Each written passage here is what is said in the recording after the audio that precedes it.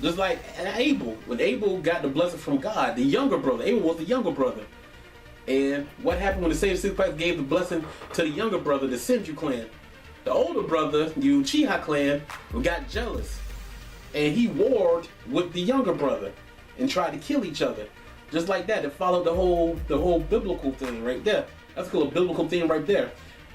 And I thought that was kind of interesting too. I don't know how that went. But then look back what I was saying about the tree. And so I was saying, like, okay, if Cain was like the Satan, if you believe that Cain was the Satan's child and not really Adam's child, the Sage of Six Paths, you notice they don't tell who his father was. So I'm thinking, like, when she ate of that tree, maybe that baby, the Sage of Six Paths, actually the father was like half his mother's and half of the Ten Tails. So that's why he was so powerful, because he was born of both species, you know, the Ten Tails, what's called. So I was thinking, because that also throws back to the old theme of Star Wars. You remember when Anakin was born, and she said that she was the mother was saying, Anakin's mother was like, said, where's the father? And said she doesn't have one. And he said, you know, he thought like, did he die or something? He said one day she was there and she was just with child, like an immaculate conception. And so that was because she was infused with the what do they call it, midichlorians or whatever it was, that gives you the force. And the more you got it in your blood, the more powerful your force is. So that's why Anakin was so strong, and he was the chosen one, because half of him was made out of that what was it, midichlorians, whatever it was. Yo, Star Wars fans will know. I mean, yeah, Star Wars fans will know, whatever it was. So he was half of that and half of that, almost like Jesus. You know what I'm saying? What was Jesus? Jesus was the Son of God.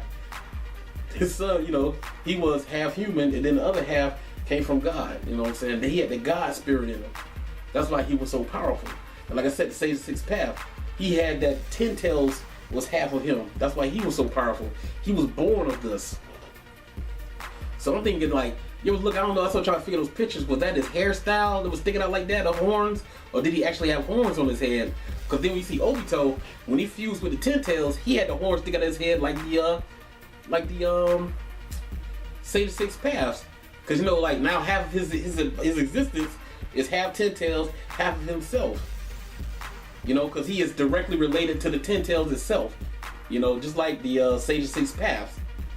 So I know a lot of people call him the mock sage or whatever it was. But then at the same time, you can also call him, he's also the anti-Naruto. So I thought that was crazy right there. I was like, yo. So I think it's like a lot of biblical references right there, man. And then when you look at it, like the Sage of Six Paths, he came like a prophet. You know what I'm saying? He was nice, and I guess he like kind of walked the earth and talked to people and showed miracles, and he did things to protect the earth and try to stop the war through peaceful means. But it may seem like his mother, she stopped the war through force. Like, you know, whatever, I'm gonna end these wars no matter what. Bam. So he didn't really tell that, but it didn't seem like she was peaceful. It seemed like, yo, either y'all stop this war or I'm gonna stop it for you. So I think that's what happened right here. So if you look at that style of how she did it, that's the difference. Because I think if Madara had the Ten Tails, you see how Obito was acting with the Ten Tails, they would have mimicked, they were Uchihas, and they were more violent. Remember, the Uchiha brother attacked the Senju. What is Obito? Obito is a Uchiha. Madara's a Uchiha. You know what I'm saying? And we know they're more extreme. And so they're trying to end the war. They're trying to say they're trying to end this war, but look at the means that they're going through. They're going through violent means to bring about peace. But then think about if Naruto would have fused with the Ten Tails, and he's partly of the Senju clan. He probably would have did it democratically or tried to find another way. Then he'd have been more of a prophet than more of a conqueror. See what I'm saying? He'd have been more of the original Sage of Six Paths, who was different from his mother. And then I think the Uchihas were more of their mother. That's why the brother, when the Sage of Six Paths had the two sons, the Uchiha clan took more of the mother side, and the Senju brother took more of the Sage of Six Paths side of living. Like they want to be more proud, they want to be more peaceful, they were less extreme. See, but both of them wasn't as powerful as Sage of Six Paths, so they couldn't stop the wars like him and his mother did. So I thought that was kind of a unique take on that right there. And then I thought about the whole time onto the Obito side of the thing, so this red pill discussion. if you look at what Obito did, if everything is taken from you, like me and everybody in life, everybody hates a thief. Everybody hates a thief. You come to my state, man, you about to kill somebody, man. You probably get more time for stealing than killing, man. Especially if you do it with a gun. Everybody hates a thief. So, what do you do if fate takes something from you? If destiny takes something from you? How do you get it back? Who do you run to? Who do you call to get back what you have lost? Police can't help you there. So, people say, well, I'm going to call upon God. I'm going to pray on it. What happens if your prayers aren't answered? Then what you going to do? So what he said? He said, well, I got to become a God myself to get back what I lost. See what I'm saying? So that's why he had to obtain this power, this ability. He had to become this in order to bring about peace. So a lot of people hear stuff like, well, he doing it off and Ren, he doing it off and Ren. Well, I said, easy. Nagato did it. Nagato brought back a whole damn whole leaf village. Obito got the ability, more than enough ability to do it right now. Shit, he's gonna die to supposed to die to bring back Madara. But of course he didn't want to do that. So if that was just his only thing, was I'm gonna do this all for Ren, bring Ren back to life, why hasn't he done it yet? There's gotta be more to it. He said he wants to bring around peace. You look what he said. He said, I'm gonna put an end to this world of lies. You know what I'm saying? What they were saying, peace is only merely an illusion. It is. So that's what he's saying. So why bring back Ren? If I'm gonna bring Ren back to life, why am I gonna put her in a situation where there's still more war, there's still more hate, there's still more violence? She can die anytime, any other place. Everybody else is suffering. If you notice, he tried to get people to stop. Like, listen, just let me go with this plan and end this. But nobody wants to give in. So of course, you stand directly in front of him, opposing him. He's gonna do what he gotta do to get where he got to go. So people gotta get killed, people gotta get hurt. So that's why people are saying, how is he peaceful? Look what he's done, look what he's doing. You know what they used to call a gun back in the day? They call a gun a peacemaker. And what is a gun? A gun is a weapon. A gun is an instrument used for death and destruction. What does death and destruction have to do with peace? So why is it called a peacemaker? That's kind of opposite, right? You see, like, how is that a peacemaker? They call it a peacemaker. But yet, how many times has a gun brought about peace? See what I'm saying? How many times have somebody break into your house, you pull a gun, get out my house. The criminal leaves. Now your house is back at peace again. You put and then peace is what? Peace is the absence of confusion. See, when you confuse, you act out on your emotions. You act out, you act illogical. There's no logic to that. You act on your emotions. You act out on your instincts. That the first law of nature kicks in, survival. And when you're in survival mode, you'll do anything. You're gonna kill, steal, do what you gotta do. Don't see people on the streets that do all these horrible crimes. They're in survival mode. They stuck there. It's hard for them to switch back over to being calm. You know, like people come from the war. They come back over, they stuck in survival mode. They can't sleep. They're on edge, their nerves, their ability is heightened. Because they got to know what they got to do. They got to survive. That's the law of nature. That's why you see people that commit suicide and stuff, they really sick in the head. You know what I'm saying? Because they're going against nature. Nature wants you to survive. You want to live. You want to eat. You want to protect yourself. And you want to procreate to show that there's more of your DNA, your lineage left behind. That's all first law of nature. That's all survival. You know what I'm saying? Even in death, a piece of you, and you have kids, a piece of you is left behind. That's partly you surviving through your lineage. A part of you is still left on this earth, on this planet. So, first law of nature. So, when you get stuck in that survival mode, and especially when you're confused, when confusion comes scared, when you get scared, and all the other sins are coming in, jealousy, you'll do whatever you got to do to survive, murder, violence. You're going to survive, you're going to live. And that's a terrible place to be, man. A lot of third world countries are like that. Always stuck in survival mode, man. You can't have peace. There's no peace like that. So that's why you got to stay away from confusion, man. That's why I said the Jedi, they try to stay away from emotions. That's why all people say, well, what Obito said is not logical. It's not logical. Well, it's emotional.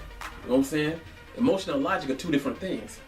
You know what I'm saying? It might not be, you might have a logical response to something, or you might have an emotional response to something. All because something, they contradict them.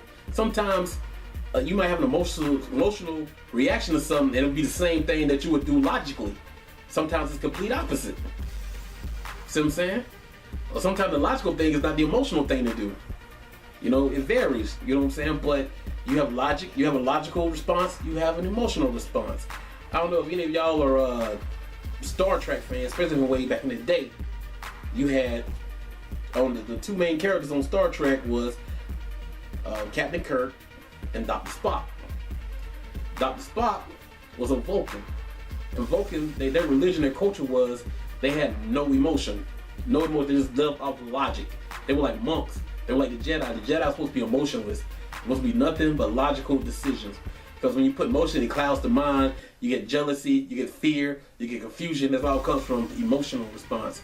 Now logical response, man, you just think cold, killerly, like, yo, if I gotta kill two people to save this one person, I'll kill two people. An emotional person might be like, why did I kill two people just for that one? You know what I'm saying? Well, they said these two people are evil. They said, but murder is murder. They said, I'm not looking at murder. I'm looking at, I gotta kill these two evil people. So where do you go? Do you go to emotional response? Well, I don't really want to kill two people. Or you go to logical response. I gotta kill two people to save one innocent. You know what I'm saying? Which is the right question? So that's up to you to decipher. You know, it is what it is. But see, that's the thing with Captain Kirk. And Captain Kirk lived off instinct, raw emotion. You know, and that's why Captain Kirk and Spock used to butt heads all the time. But that's what made them perfect together. Kirk was the captain, and Spock was right up under him. So they kind of balanced each other out. And at the end, they respected each other the most, even though their way of living was totally different. You know what I'm saying? They didn't believe in the same thing, but they had the utmost respect for each other. So you need to calm with all that. It doesn't make sense, logical things. Now, with that being said, to bring about that peace, Obito had to become that gun. He had to become that weapon. He had to become that instrument of destruction, of chaos, in order to bring about peace. And that's what he did. If you look, all his actions had caused death and destruction, and up until this point. And the whole time we've been trying to say, I'm trying to save y'all from yourselves. I'm trying to bring about a new world. I'm trying to bring about peace. I'm trying to unite the ninja world, have paradise on earth. Eden, paradise, perfection. That's what he's trying to bring about. See what I'm saying? Because this is the point. Obito be kicking knowledge, and a lot of people don't be listening to him. Like he said on that mountain, a lot of people didn't pay attention to what he said. He said the only reason, because Madara was amazing how all the ninjas were working together, all the shinobi worlds working together.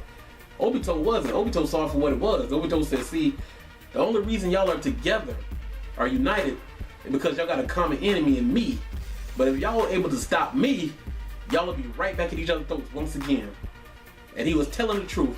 The circle's gonna keep going over and over again. The circle of hate, circle of death, circle of destruction was gonna keep on going over and over again. It never stopped. That was 360. That was infinite. Man is always gonna kill man. And this is why. When God created man, going back to the Bible right now, when God created man, he gave man dominion of earth. He said, this is yours. So within each man, you got a spirit of a God in you, a spirit of domination, a spirit of a king, a conqueror is in you. That's why even as a child, you hate when somebody tells you what to do. That spirit of dominance is in you. People don't tell you what to do. You tell people what to do. You are a dominator. You are a king. You are a God. That spirit is in you. So that's why you don't like people telling you what to do. That's why you hate your boss. He telling you what to do. You should be telling him what to do. You know what I'm saying? And then he also gave what makes man different from all the angels and all the other things created. He gave man a power. Like an angel could kill a man like that. They're way stronger than us. Can kill us fastest, more durable, whatever. Don't need to eat, no diseases, immortal. They can kill us like that. But our power comes from this. He gave man a special ability, free will. Man is the only creature that can look God in the face and say no. We can look each other in the face and say no. Whatever God tell an angel to do, he got to do it. Just like the homunculus with Father. Whatever his will was, they had to do it.